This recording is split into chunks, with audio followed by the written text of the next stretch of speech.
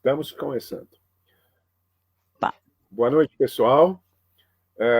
Estamos iniciando mais uma apresentação do nosso projeto Universidade Aberta, um projeto da Secretaria Municipal de Cultura, por meio da Coordenação de Literatura e Humanidades da Prefeitura de Porto Alegre.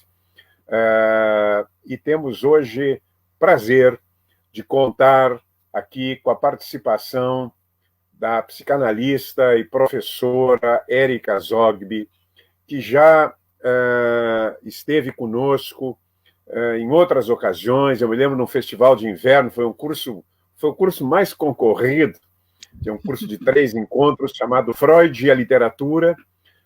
Depois, lá na Feira do Livro, tu falaste, eu não sei se foi do Erich Fromm.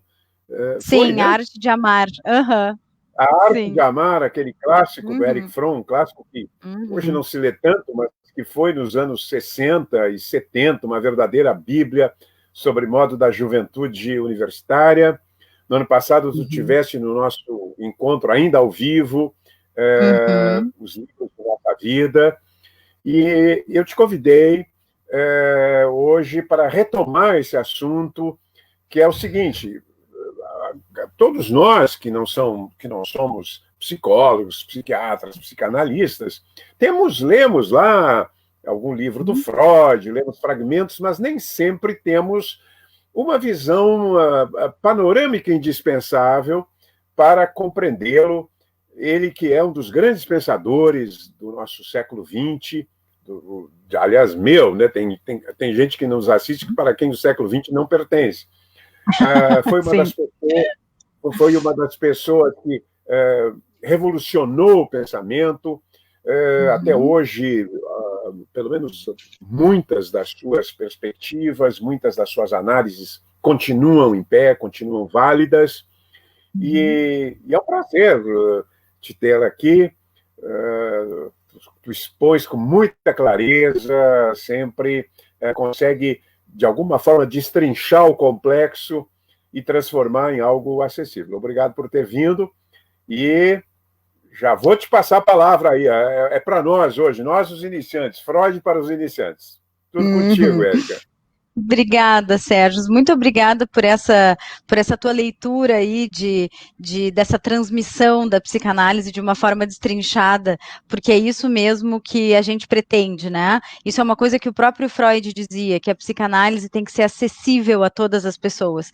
Então, não pode ser aquela linguagem que ninguém compreende, aquela coisa pernóstica. Não era assim que ele defendia. E muitas vezes a gente escuta a psicanálise como algo inacessível. Então, acho que essa proposta de hoje de Freud para iniciantes, eu fico muito honrada com o convite, né, poder conversar com o teu público, poder conversar contigo, que é uma referência na cultura para nós, né, então me sinto lisonjeada de estar aqui. E, bom, posso começar então a exposição? Claro. Eu não sei, eu esqueci de te perguntar, o pessoal faz perguntas, não? Como é que fica? É só uma... Olha, aparecem perguntas, eventualmente tu vai conseguir lê-las. Eu normalmente passo depois para... Vem muitas, às vezes são perguntas, às vezes são comentários, e passo para o palestrante Tá. online, essa coisa moderna, né? Ótimo. De vanguarda. E aí Porque eu depois acho... tu quiser responder, porque na hora tu vai ver aí, se alguma coisa te pareceu, te conseguir, porque às vezes a gente não consegue prestar atenção, a gente está falando e não está prestando atenção no que está aparecendo aí, né? O Vicente faz uma seleção lá, porque chega muita coisa ao mesmo tempo, e isso creio que criaria um problema para o palestrante. Então, ele seleciona as que parecem mais, naquele momento, apropriadas, né? E fica assim. Perfeito.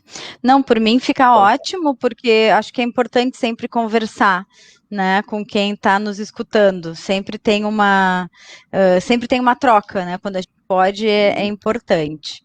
Tá? Então, vamos lá. O convite, então, para falar no dia de hoje era Freud para iniciantes. E aí eu começo com uma percepção que é a seguinte: nós sempre seremos iniciantes em Freud, porque não há como absorver toda a obra, né? Ou não mudar a percepção a cada momento que nós estudamos a obra. Então, para quem não sabe, né, Freud escreveu uma obra de 23 volumes, o 24º é o sumário, né, de toda a obra.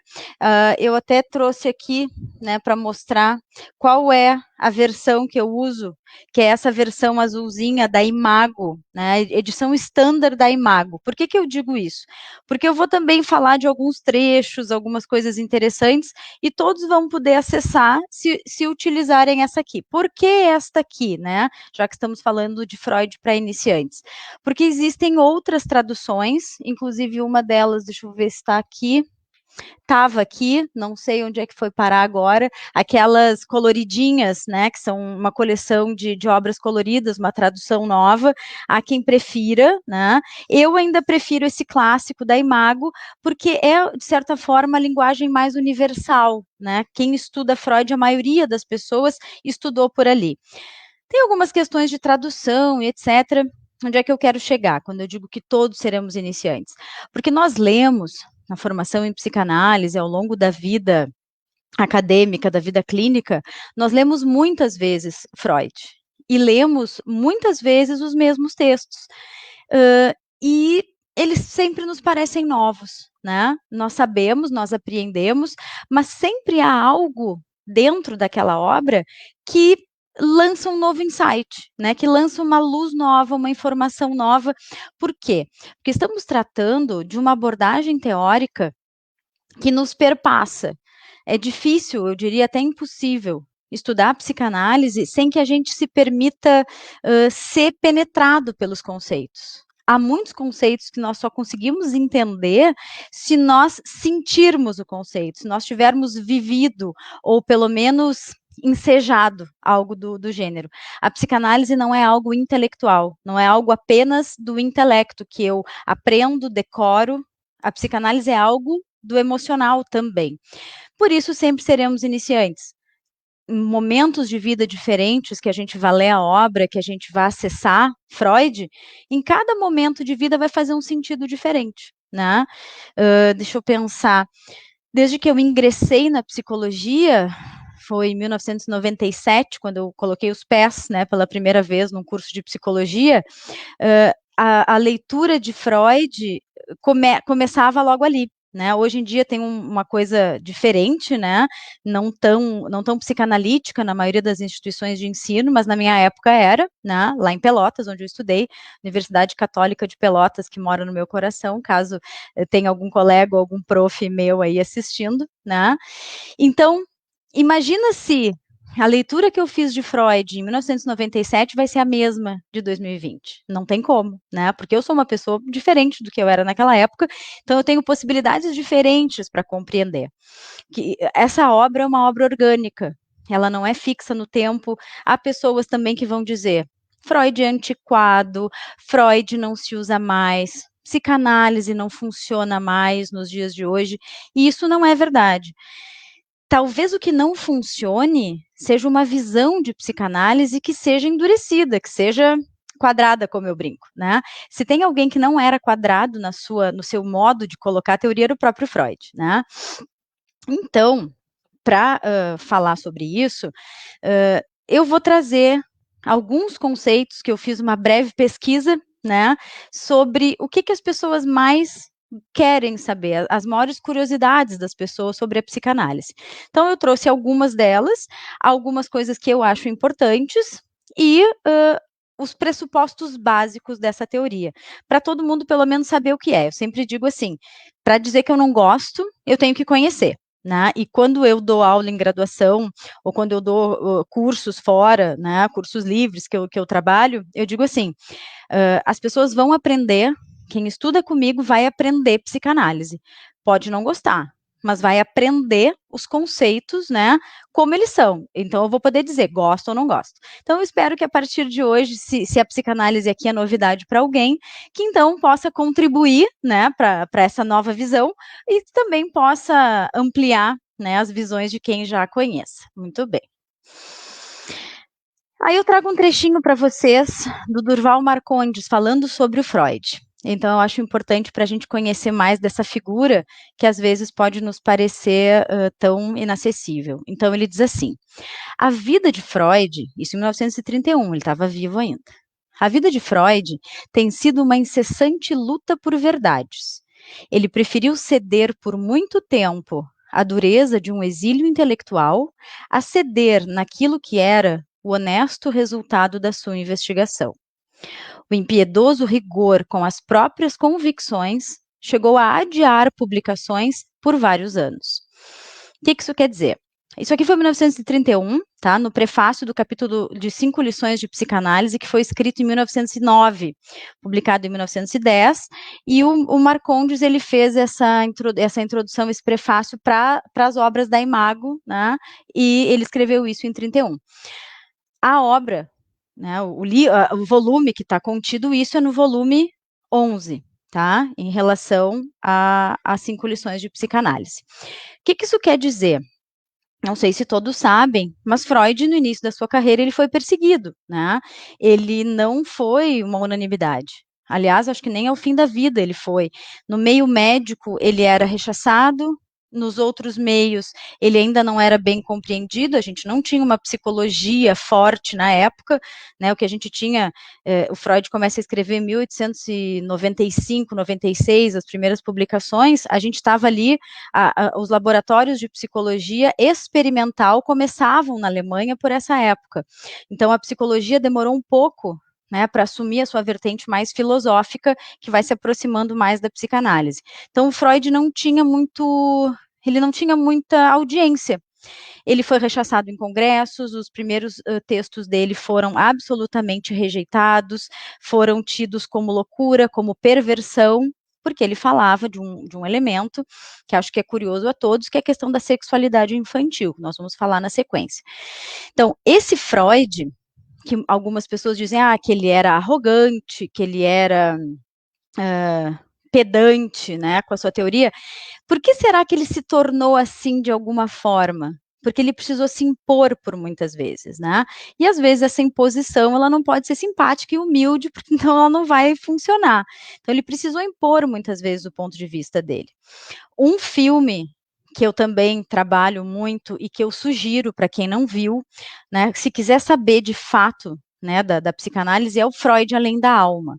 É um filme antigo, ele não tem regravação, ele é de 64, tá?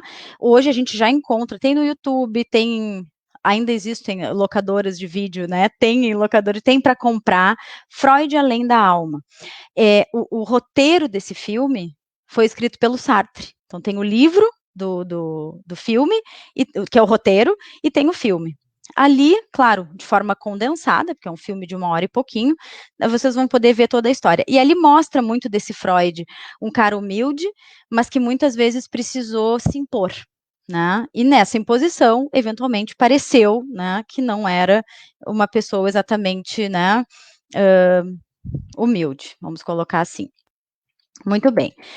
Os temas de interesse que eu selecionei para hoje, a partir de uma breve pesquisa, né, com pessoas interessadas na área e já conhecedoras, são os seguintes que eu selecionei para hoje: a sexualidade infantil, o inconsciente, a questão dos sonhos e o mal-estar na civilização. Sexualidade infantil, inconsciente e sonhos fazem parte de uma primeira parte da obra do Freud, que data ali de 1895 a 1905, mais ou menos, 1910. Isso, tá? É onde essas datas vão funcionando. Importantíssimo dizer, e o mal-estar na civilização, ele já é de 30 e poucos, 31, se eu não me engano. No finalzinho da obra, posso pegar ali depois para confirmar para vocês.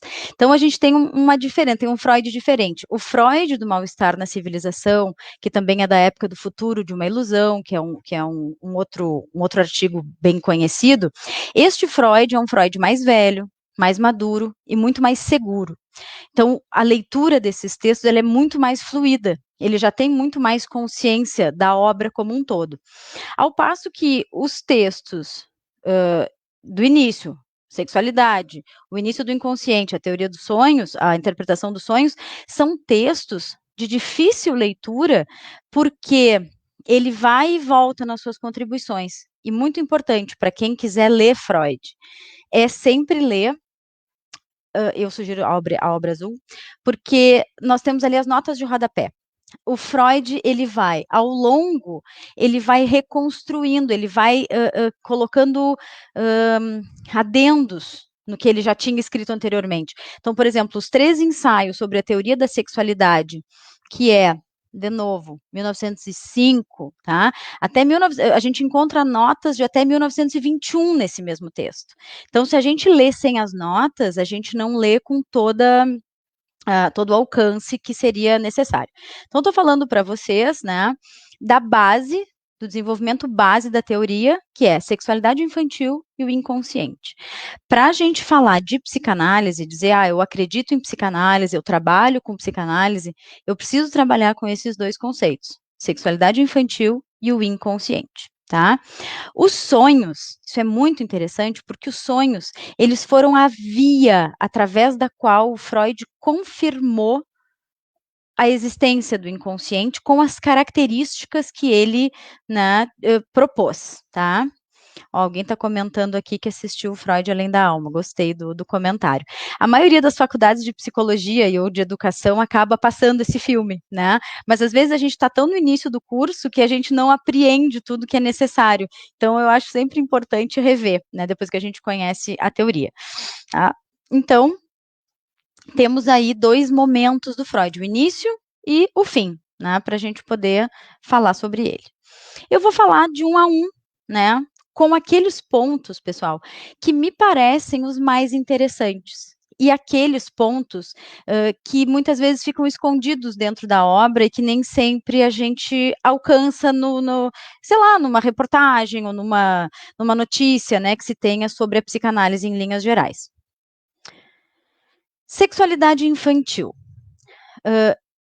Tem uma ideia, eu já vou explicar uma coisa mais difícil, tem uma ideia que na sexualidade infantil estão os avatares das relações de amor, das relações amorosas na nossa vida.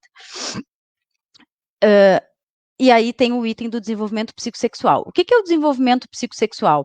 É aquilo que a gente escuta falar, fase oral, anal, fálica, latência e fase genital. Então, são fases do desenvolvimento que o Freud descreveu em momentos diferentes da vida em que partes do corpo estariam em evidência, como, por exemplo, na fase oral, o que está em evidência é a boca, né? A fase oral dura em torno do 1º ano de vida, quando quem tem bebês ou quem já viu criança sabe que os bebês, como a gente diz, conhecem o mundo através da boca, porque eles colocam tudo na boca. Né, eles não sabem falar, eles não sabem manipular os objetos, então eles colocam na boca como uma forma de conhecer. Então, essas fases aí que a gente encontra em qualquer lugar, né? Oral, anal, fálica, latência e genital, tem características, né? Tem aquisições em cada fase. Não é nisso que eu vou me prender, tá? O que eu quero dizer para vocês, muitas vezes surge confusão, temor e preconceito com a expressão sexualidade infantil. E eu fui lembrada, né, pela querida Tassi, de falar hoje de uma visão, de uma versão do que é essa palavra sexualidade para Freud. Não se trata, pessoal, de genitalidade. Genitalidade é a conjunção dos órgãos genitais numa relação genital adulta. Isso é uma outra coisa.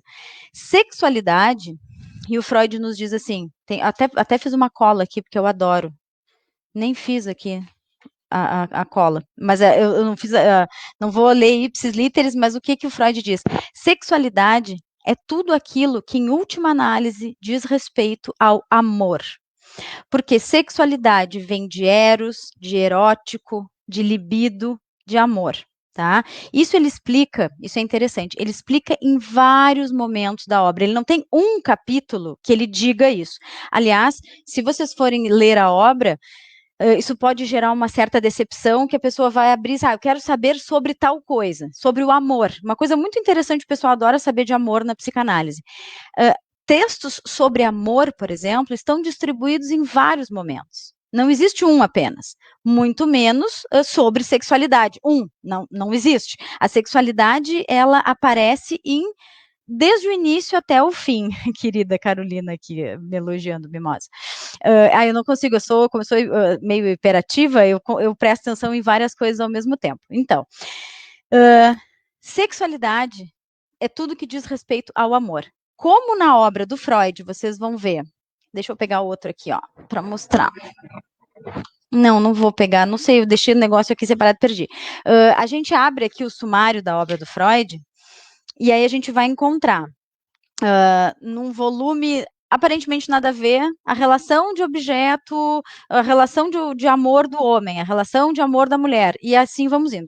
Só que aí existe o que eu digo assim, um amansa-burro da psicanálise, que é este livro aqui, ó, chamado Vocabulário de Psicanálise, de Laplanche e Pontales. Aqui é o amansa-burro da psicanálise, todo mundo que quer estudar psicanálise deveria ter um, tá? O que ele faz ali, o Laplanche, que é o Laplanche e Pontales, são dois autores franceses, né? Também contribuíram muito para a psicanálise. O que eles fazem ali é pegar um conceito, então, sexualidade, e aí eles colocam um apanhado de tudo que tem sobre sexualidade na obra do Freud, indicam em qual volume, por isso eles indicam sempre a edição standard, que é a versão brasileira, essa aqui azulzinha, pode ser uma de capa dura também. Então, quando a gente tem dúvida de um conceito, é sempre bom começar pelo Laplanche e para depois ir para a obra, porque daí a gente consegue ter uma visão geral. Então, né, quando Freud diz que na sexualidade infantil estão os avatares da relação de amor, quer dizer uma coisa muito simples. A gente aprende a amar, né, desde pequenininho. Érica, que óbvio. Não é tão óbvio. Porque a partir daí, do que ele chama de sexualidade infantil, lá em 31, né, quando ele fala no Mal-Estar na Civilização, ele vai falar das relações de objeto entre as pessoas, das relações adultas entre as pessoas. Por que existem relações de tanto amor e ódio? Por que existe tanta agressividade? E a gente tem visto hoje, mais do que nunca, tanta agressividade, tanta violência nas relações. Ele tem um texto, uma carta que ele escreve para o Einstein, chamada Por que a Guerra? Né, quando ele questiona por que a guerra. A guerra não é uma entidade, a guerra é feita por pessoas, né? E que pessoas são essas? Que estruturação psíquica tem essas pessoas? E é isso que ele tem lá o embrião na sexualidade infantil. Se sexualidade, nesse contexto, tem a ver com o erótico, tem a ver com o amor, a gente lembra do bebê pequenininho, que ele precisa ser amado, ele precisa ser cuidado, né? Ele precisa ser erotizado.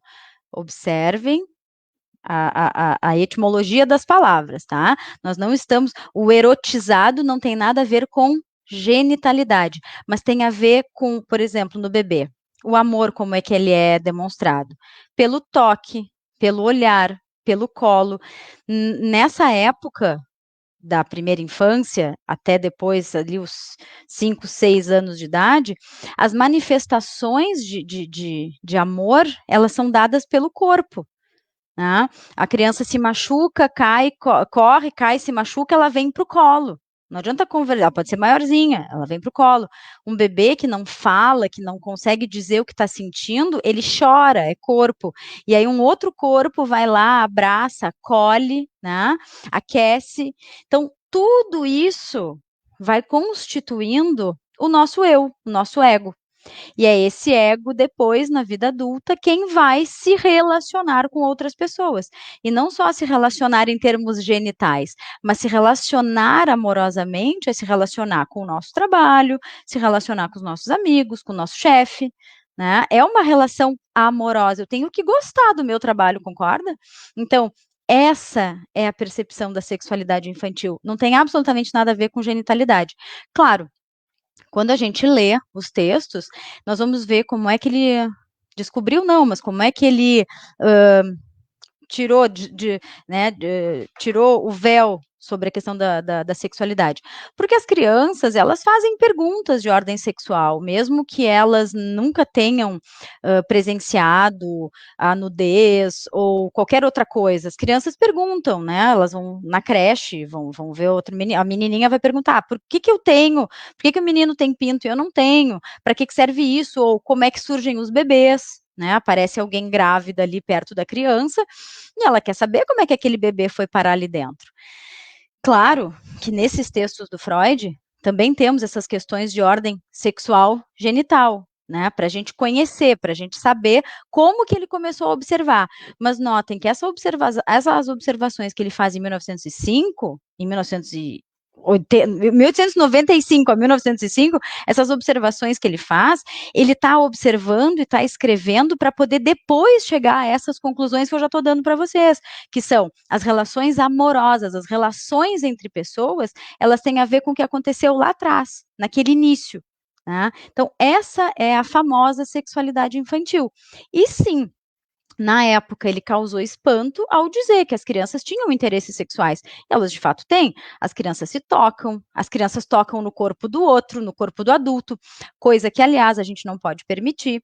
Né? A gente tem que ensinar desde muito pequenininho o que é intimidade, o que é permissão, o que é negação. Isso é muito importante, isso aí é utilidade pública, né, a gente poder falar disso, né, como é que se fala sobre isso com criança? A criança, ela vê um seio, ela não tem, ela quer tocar, como ela toca no rosto, para a criança não faz diferença no que ela está tocando, mas nós temos que ensinar que aquilo ali só pode ser tocado com permissão, né, isso é íntimo. Então, o Freud, ele foi descobrindo no relato dos adultos que muitas vezes as crianças viveram situações assim e se sentiram muito mal, se sentiram como ser abusadas. Observem como ser abusadas. Obviamente que não foram, porque pelo menos não todas as que ele escutou, obviamente. Mas quando a criança tinha uma vivência de permissividade em relação ao corpo do adulto, ela se sentia muito mal, muito culpada, muito, ou seja, prejudicial para o desenvolvimento dela. Nós não estamos dizendo aqui, por favor, que o corpo é um tabu. Não é isso que nós estamos dizendo, mas que, considerando toda a exposição que nós temos nos dias de hoje, né, de corpos, de relações, etc., é importante que a criança possa saber o que é dela e o que é do outro, o que é permissão e o que não é. A própria questão de fazer cosquinha na criança, jogar para cima, essas coisas têm que ter permissão. Ah, Érica, que chatice, que coisa, não sei o quê. Não é uma chatice, tem a ver com uma fase muito delicada do desenvolvimento, em que tudo é muito maior, muitas vezes tudo é maximizado, todos os afetos são maximizados, e a criança não consegue elaborar, muitas vezes, o que acontece. Então, e aí, o que surge depois? Aquilo que a criança não consegue elaborar, vai virar depois sintoma. E como que vai virar sintoma? Através do recalque, né, da repressão daquele sentimento, não posso sentir isso, eu não quero sentir isso não é consciente, foi aí que o Freud começou a pensar, como que as memórias somem das pessoas e ainda assim causam prejuízo. E aí, então, ele lança a mão do conceito de inconsciente, que eu vou pular aqui, depois eu volto. O conceito de inconsciente. Então, ele estabelece que nós temos um consciente, né, por óbvio, um inconsciente. Lá adiante ele vai se dar conta que existe um pré-consciente, que é onde vão estar localizados os sonhos, por isso voltaremos depois, né? E isso ele chamou do estudo do aparelho psíquico da primeira tópica. A gente escuta muito falar por aí, vê cursos e coisa, primeira tópica, segunda tópica, e ninguém sabe o que é. É isso. Primeira tópica são essas três instâncias, o consciente, o pré-consciente e o inconsciente. Depois, muitos anos depois de que ele desenvolve o estudo dessa primeira tópica, que eu vou falar um pouquinho para vocês, ele desenvolve o estudo da segunda tópica, onde ele quando ele modifica, né, e amplia alguns conceitos. Então, aí nós temos aqueles termos mais conhecidos como id, ego e superego, né? Essas três instâncias, id, ego e superego, as três são oriundas daquele inconsciente, né? Mas cada uma delas se desenvolve numa direção, né? Para se afastar desse inconsciente, para, de fato, formar uma personalidade, tá? Então, quando eu falava ali, né, de que a memória das crianças a memória dos adultos estava nublada, estava esquecida, e o Freud vinculou a existência daquele sintoma que o adulto apresentava, no caso do Freud lá atrás, os sintomas histéricos, conversivos, né, desmaio, cegueira, né, paralisias, né, que eram os sintomas mais visíveis, depois fobias, traços obsessivos, angústias em geral, né, vistos como sintoma, ele entendeu o seguinte, o sintoma, ele é feito, ele surge, ele é produzido a partir de uma memória, um trauma psíquico, que ele vai chamar depois, algo traumático, algo difícil que é levado para o inconsciente através da repressão. E aí se torna um material recalcado, um material reprimido, que eu não sei o que é, eu não faço ideia do que é, mas ele fica lá produzindo uma energia, que é energia psíquica, depois nós vamos descobrir ao longo da obra, produzindo uma energia e gastando uma energia sobre um assunto que eu não sei o que é. Então, o sintoma para Freud é algo que, se observado e investigado, ele nos leva a uma origem, ele nos leva a um fato, um acontecimento, ou uma percepção, seja real ou imaginada, né, do que aquela pessoa viveu, não conseguiu elaborar, reprimiu, né, e aquilo continua existindo no seu psiquismo, mas sem nome, porque a característica do inconsciente, as características do inconsciente são não conseguir nomear uma sensação, um acontecimento, que se chama de representação coisa. O que está a nível inconsciente é coisa, não sei nomear. Muitas vezes a gente tem aquela sensação, eu estou com uma coisa que eu não sei o que é. É alguma coisa, né, que está ali emergindo daquele inconsciente. Já vou falar sobre a resistência, porque a resistência é um mecanismo que tenta impedir o material inconsciente de ser revelado. E aí o Freud, então, ele descobre, ou ele sistematiza que a cura, na época cura, hoje a gente entende que é melhora, nem sempre vai ter cura, a cura ou a melhora dos sintomas tem a ver com tornar consciente o inconsciente. Só que para tornar este inconsciente consciente, eu tenho que lutar contra uma série de mecanismos, entre eles a resistência, que não vai permitir, num primeiro momento, que aquele material seja liberado, porque ele é traumático, né? Então, na tentativa de proteger o psiquismo, o ego lança a mão de algumas defesas que impedem o material de sair. E é aí que entra a análise, né? E o Freud chama, ao longo da obra, análise, psicoterapia analítica, psicologia analítica, psicanálise, ele chama de vários nomes, isso que a gente entende, podemos resumir como psicoterapia psicanalítica, né? Ou análise, tá? É através da análise ou da psicoterapia psicanalítica que nós vamos, então, quebrar essas resistências com toda a técnica, com todo o jeito, para isso que a gente estuda, né? Nós vamos quebrar essas resistências para que esse material inconsciente ele possa vir à tona sem ser tão ameaçador. E isto é o que estabelece a relação terapêutica que vai fazer com que isso aconteça de uma maneira saudável, tá? Obviamente eu não vou falar sobre tudo que está aqui, né? São aquelas pinceladas, né, que são importantes para os iniciantes. O importante é saber que o inconsciente e a sexualidade infantil baseiam toda a teoria. Porque a sexualidade infantil que não foi devidamente vivida ou elaborada, ela vai se tornar e vai se depositar, né, nesse inconsciente, que vai gerar movimentos no aparelho na direção dos sintomas, ou seja, algo que precisa ser visto, ser tratado. O sintoma é um sinal, né? O sintoma é um sinal de que algo tem que ser visto, né? O sintoma não é a doença em si, né? Muito bem. Voltamos aqui aos sonhos. Os sonhos, temos aqui, os sonhos foram a via do Freud, a via de acesso ao inconsciente. O que nós sabemos? Nós sabemos que o Freud começou lá com hipnose, não funcionou, depois com o método catártico, que era só falar livremente, não funcionou tanto, e aí ele começa com o que ele chamou de análise ou psicoterapia psicanalítica ou psicoterapia analítica, vários, esses nomes ele usa todos. Em busca de quê? De acessar o inconsciente através da associação livre, do paciente falar livremente, deitado num divã, de costas para ele, né, privado dos estímulos, né, que a pessoa do analista poderia causar, para não atrapalhar. Então, nessa associação livre, o paciente vai falando, né, sobre as coisas que lhe ocorrem, ele é orientado a falar livremente ao que lhe vem à cabeça. Ah, mas qualquer coisa, porque aquele qualquer coisa, o analista treinado, ele vai saber juntar aquele qualquer coisa, né, com o que vem vindo, né, na história do paciente, na sua psicoterapia, tá? Essa associação livre seria, para Freud no início, a melhor via de acesso desse inconsciente. Porque o paciente vai falando sem censura, de preferência, só que, obviamente, muitas vezes a censura aparece, né? Ah, tem certas coisas que eu não consigo dizer, tem certas coisas que eu não quero dizer.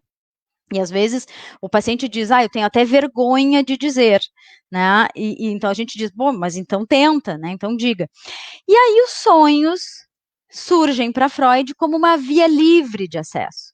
O paciente então conta um sonho, né? No meio de um processo terapêutico, de um processo analítico, ele conta um sonho.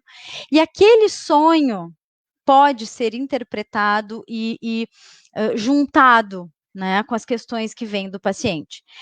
Muito importante para quem está nos ouvindo e não sabe, nunca ouviu falar sobre isso, a interpretação dos sonhos não é aquele livrinho da banca de revista, eu sou do tempo da banca de revista, né, mas não é aquele sonhar com cobra significa não sei o quê, sonhar com caixão significa não sei o quê. Não é esta a interpretação.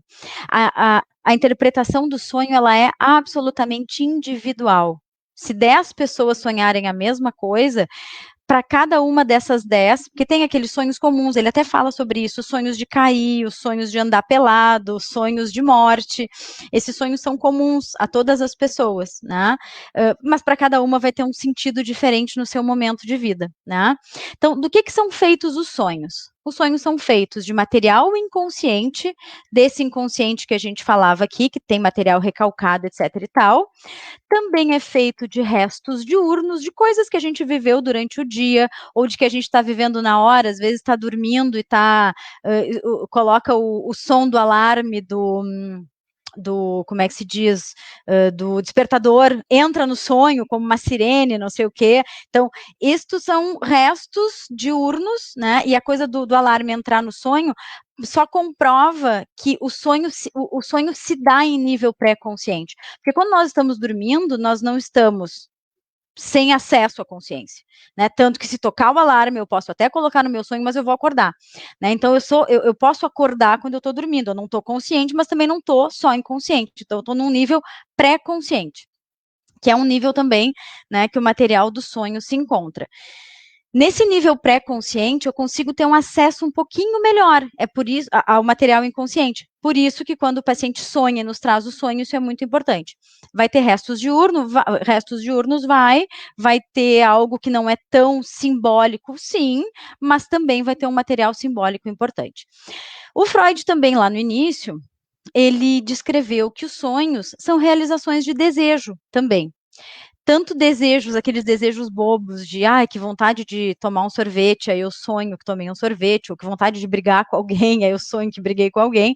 Tanto esses desejos, quanto a realização daqueles desejos inconscientes mais profundos e mais assustadores.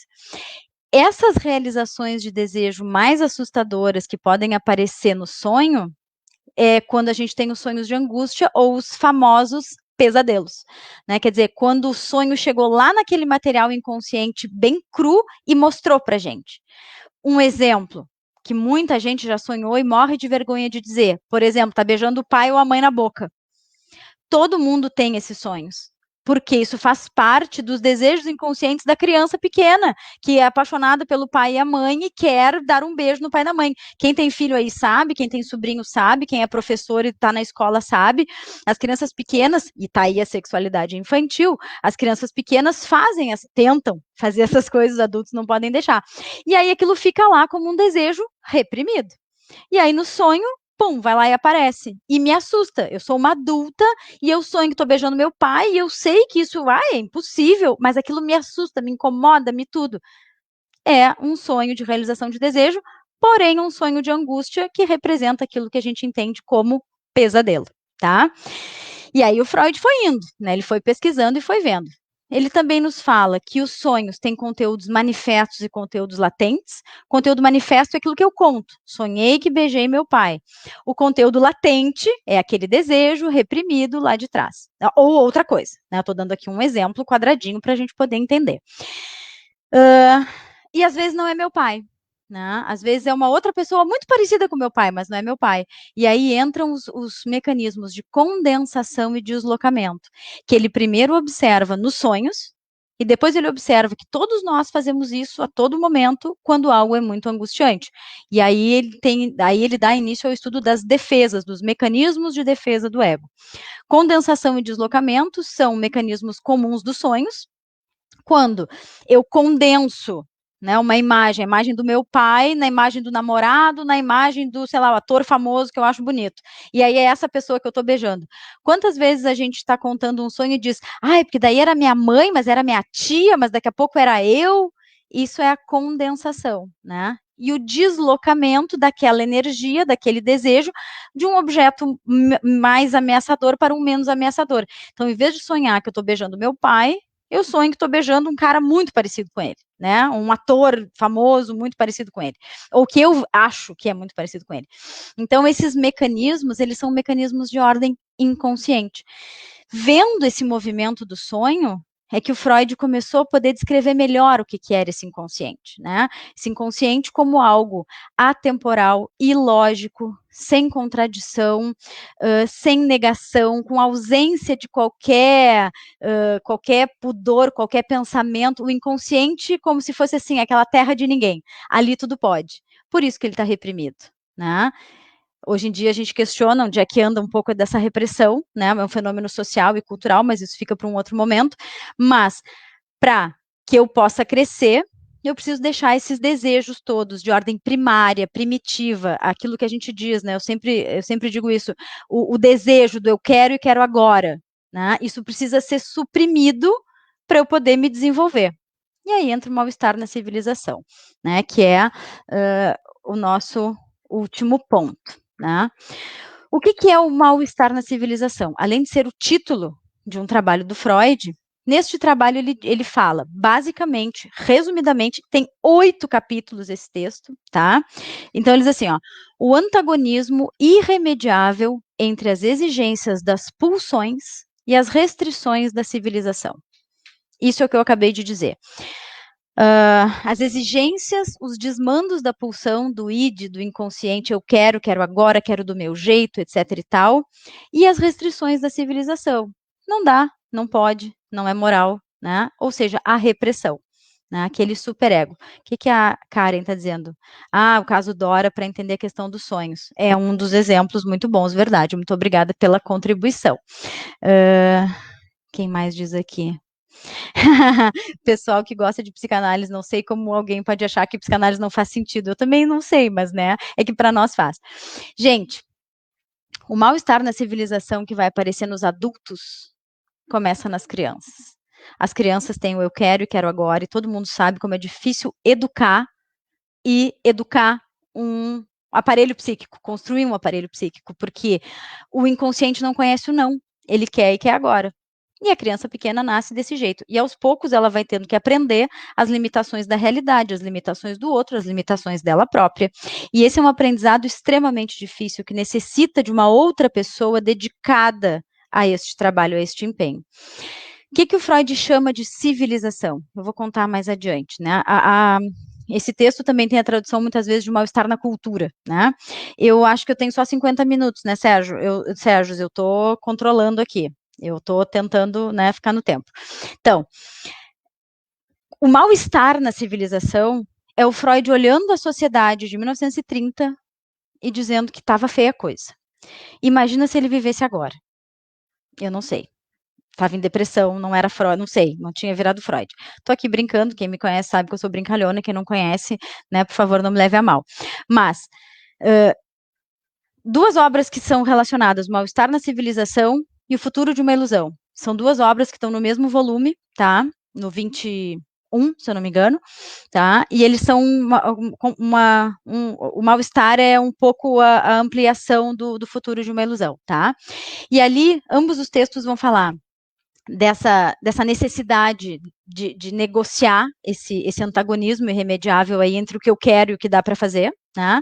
Que é uma luta entre o princípio do prazer e o princípio da realidade. O princípio do prazer é o eu quero, e o que me faz bem, e o que eu acho bom, e o que é possível, que é o princípio da realidade. Então, isso é o que acontece no desenvolvimento da criança, ela vai aprendendo isso. Por isso, existe uma relação muito importante entre processo civilizatório, entre virar um cidadão, uma pessoa, e o desenvolvimento libidinal, aquele da fase oral, anal, fálica, etc., conforme a criança vai se desenvolvendo e vai chegando do id para o ego, para o superego, e aí conhecendo essas limitações do outro e meus e da sociedade, eu vou me constituindo como uma pessoa íntegra. Só que todas as pessoas têm dentro de si esta polaridade entre amor e ódio ou amor e destruição. O Freud levou muito tempo, perdão, ele levou muito tempo até aceitar que existia uma pulsão de destruição. Ele, por muito tempo, não falou sobre isso. Lá nesse final da obra, ele começa a descrever o que depois a gente chamou, e ele chamou, e a Melanie Klein desenvolveu, né, por muito tempo, o conceito de pulsão de morte, né, que a pulsão de morte está presente em todos nós.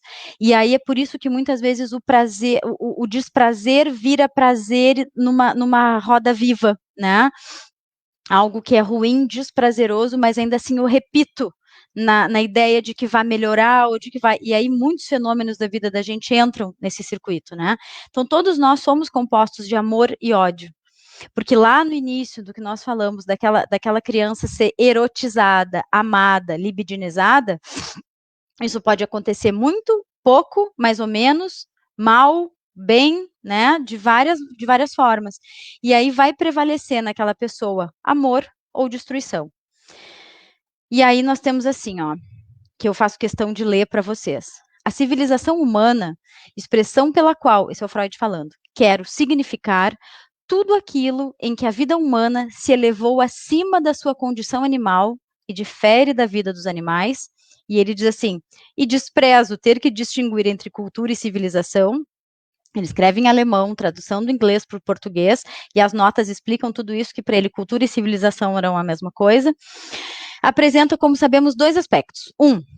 Conhecimento e capacidade de controlar a natureza e dela extrair riquezas para satisfação, e os regulamentos necessários para ajustar as relações entre os homens, ou seja, quanto mais as pessoas podem, né, quanto mais elas alcançam ou conseguem, vamos metaforicamente dizer, controlar a natureza, mais poder tem esse homem, né? E podem ficar mais difíceis as restrições da realidade. Lembra o princípio do prazer e da realidade? Eu quero, eu posso. Cada vez mais fica mais difícil para essa sociedade não poder, né? Então, no não poder, tudo pode. Então, temos a prevalência do processo primário, a prevalência do id, do inconsciente, e, portanto, não temos civilização, porque não temos repressão. E aí fica para cada um pensar como que entende, né, esse circuito aí. Os homens adquiriram tal controle sobre a natureza que não teriam dificuldades em exterminarem uns aos outros. E daí, é daí que provém grande parte da sua atual, 1930, atual inquietação, infelicidade e ansiedade. Quem poderá prever o resultado? 1931, se eu não estou enganada, tá? Olha o que ele está dizendo, que os homens adquiriram tanta capacidade nesse controle, ou seja, nesse poder que hoje a gente pode ver na tecnologia, etc., que fica difícil estabelecer um não. E daí provém grande parte das nossas inquietações, porque queremos algo que não sabemos o que é, porque parece que podemos tudo, né? E não podemos, né? Agora a gente tem um vírusinho aí que está nos mostrando que a gente não pode tudo. E ele pergunta: quem poderá prever o resultado se muitas pessoas acharem que podem tudo? E aí ele fala isso já mais perto da Segunda Guerra, né? Porque já tinha alguma movimentação de Hitler, etc. E ele já prevê sobre isso, assim, ele falava, adquirir esse controle, por exemplo, com armas, etc. Hoje a gente sabe que esse controle existe em muitos níveis, né? E acho que é isso. É isso, né, que 49 minutos, né, levei. Aqui ficam os meus contatos, pessoal, e essa trilha, né, que eu fiz para vocês rapidamente, do início da obra até praticamente o fim, ela tem uma costura, que é a costura das relações entre as pessoas, né, porque de pequenininho, né, naquela sexualidade infantil que se estabelecem as primeiras relações, que vão depois gerar cidadãos, né? Então, se eu tive um bebê amado, cuidado suficientemente nas suas necessidades, eu vou ter um cidadão que vai saber fazer isso.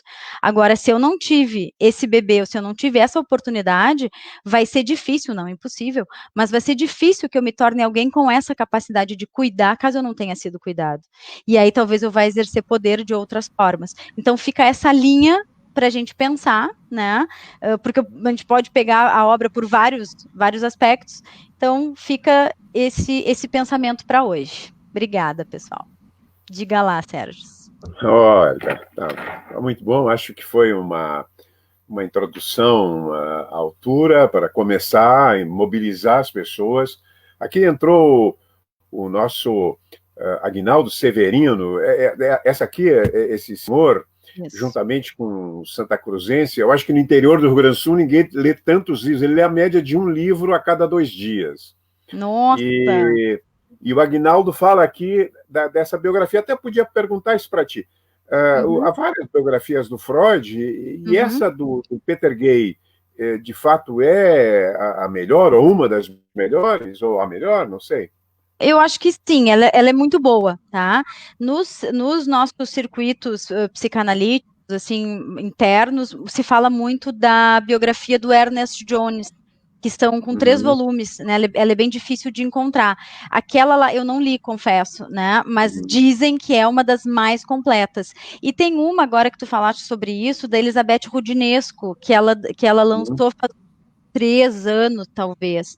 Aquela da Rudinesco, ela tem um dado interessante, porque tudo que ela traz em termos biográficos, ela traz elementos da história da psicanálise. Então, é um livro também um pouco teórico, né?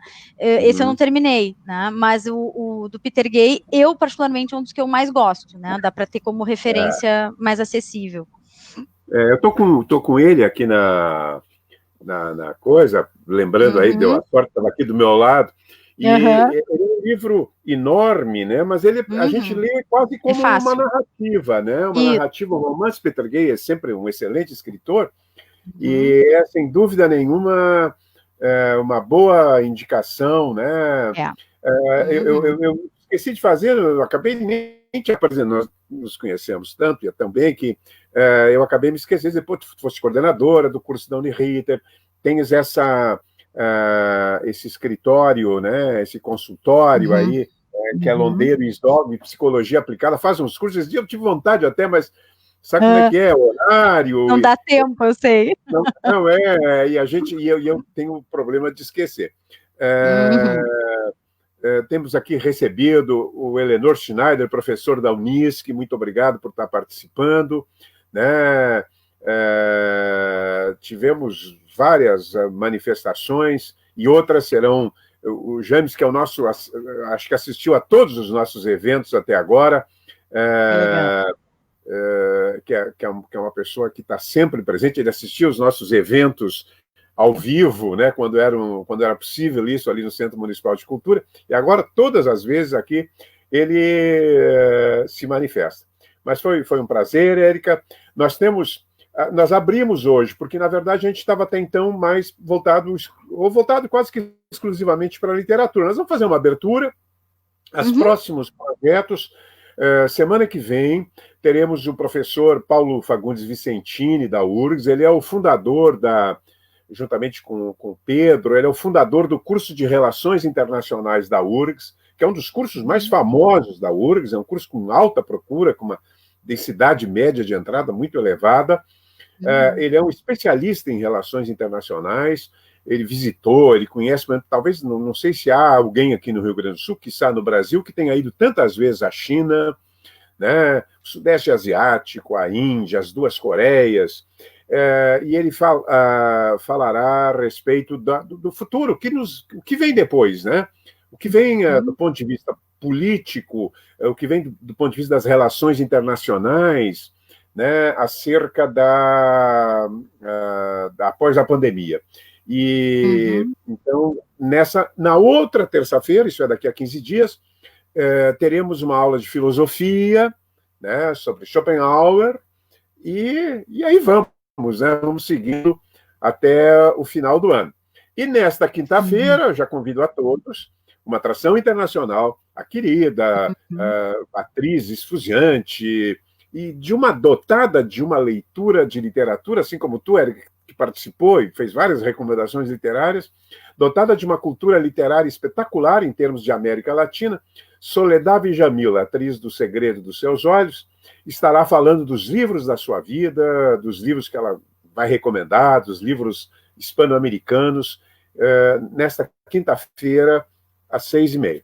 Então, muito obrigado a todos que participaram. Gostaria de ouvir novamente a Érica, várias aparecendo aí, Érica. Em outra ocasião, a gente pega um tema específico, né? E alguns temas polêmicos, né? Vamos sim. E a gente pode discutir. Então, muito obrigado por estar conosco hoje. Obrigada. Obrigado a todos que participaram desse evento da Secretaria Municipal de Cultura, Prefeitura de Porto Alegre. E na quinta-feira temos um encontro, então, às 6h30, com Soledad Villamil. Boa noite a todos. Boa noite, obrigada.